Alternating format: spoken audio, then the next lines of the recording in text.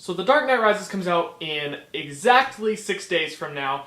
I will be waiting in line for 6 or 7 hours for that movie so I can get the best seats in the house. So until then, here's what I thought about The Dark Knight. Oh, yeah! The Dark Knight. The Dark Knight is directed by Christopher Nolan. Christopher Nolan directed Inception, The Prestige, Memento, Insomnia, Batman Begins, and then The Dark Knight. Now, I have seen all of his movies, loved every one of them, they only get better. The exception would be, I think Dark Knight is still his best one, even better than Inception. Moving on. What makes Christopher Nolan such a good director is his ability to see what is happening and put it onto film, and what he's thinking. He puts it perfectly into film. There's a lot of directors that do this well. Scorsese does it very well. Tarantino is phenomenal about taking what he's thinking and putting it out there for you to see. And Nolan, I think right now, is the best director still directing. You can argue that. I mean, there's Woody Allen, Tarantino, Scorsese, the Coen brothers. There's some really good directors. Wes Anderson. I still think Christopher Nolan's the best director. So The Dark Knight.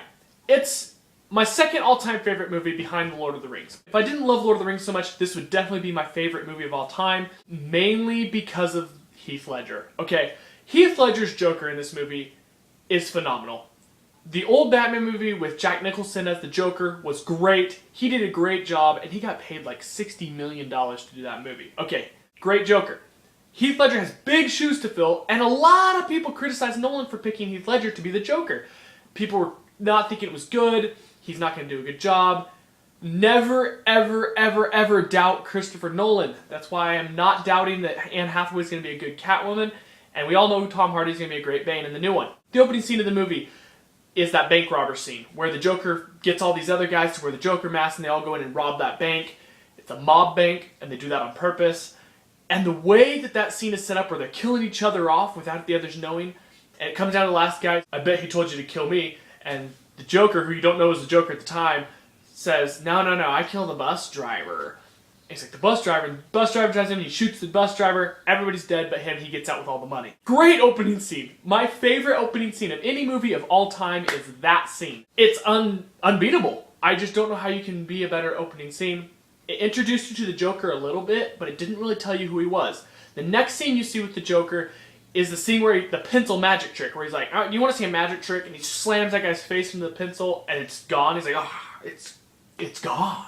I was freaking out in the theater when I saw it. I was like, oh, what just happened? Ah! That was the true introduction to the Joker, and that's how he acted through the whole movie.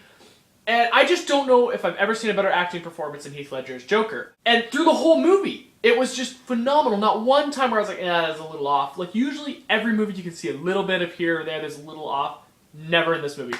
It was phenomenal the whole time. The rest of the actors were great. Christian Bale, one of the all-time great actors in my opinion, that's still acting at least. You got Morgan Freeman. You got Michael Caine. Gary Oldman. Very underrated actor, Gary Oldman. He's phenomenal. Now, my one issue was Maggie Gyllenhaal. She was the new Rachel Dawes in this movie. I'm one of the few people that really liked Katie Holmes in the first Batman movie. I thought she fit it well. She was cute. She was like his age. She seemed to have good chemistry with him. I just thought it was good. Maggie Gyllenhaal, this was the first movie I had seen her in, and I really didn't like her in this movie at all. I thought she looked old. She wasn't attractive. But the more I've seen her in other movies now, the more I'm starting to like her as an actress, so I think I can get over that. It wasn't like a deal breaker for me. And she did a great job, I just didn't like the casting. And then Harvey Dent was played by Aaron Eckhart. He was really good in this movie. Unfortunately for him, the Joker was so good that he kind of got overshadowed as a villain. The way that he changes in the movie, he starts off 100% good guy. By the end, he's Two-Face and he's bad guy. The way that the transformation happens to Two-Face is just excellent. It shows the scheme behind the Joker, and this was Christopher Nolan's strength. He and Jonathan Nolan both write his movies most of the time, especially Jonathan Nolan.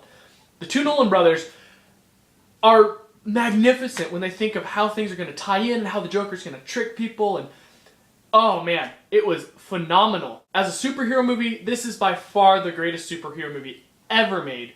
Second would be Batman Begins. I mean, his two Batman movies are unbeatable. Now you can argue Iron Man, but the Marvel movies especially they're more of a comic book movie more enjoyable to watch probably, but they're not as quality of a movie. This movie is 100% quality. None of the Marvel movies have been up for very many Academy Awards at all. This movie, I did a count of Academy Awards. It was nominated for 8. I counted 11 that it should have been nominated for. I'm going to read them off really quickly. It only won 2. It won Best Supporting Actor, Heath Ledger, deserved it. It won Best Sound Mixing, I believe. It was one of the sound ones. Deserved it. Here are the 11 that I have for it. Heath Ledger, Best Picture, it should have been up for it. It wasn't even nominated for Best Picture. Slumdog Millionaire won. Slumdog Millionaire was a great movie. Not as good as The Dark Knight by any means. But you can see why the Academy picked it, because that's just kind of movies they pick.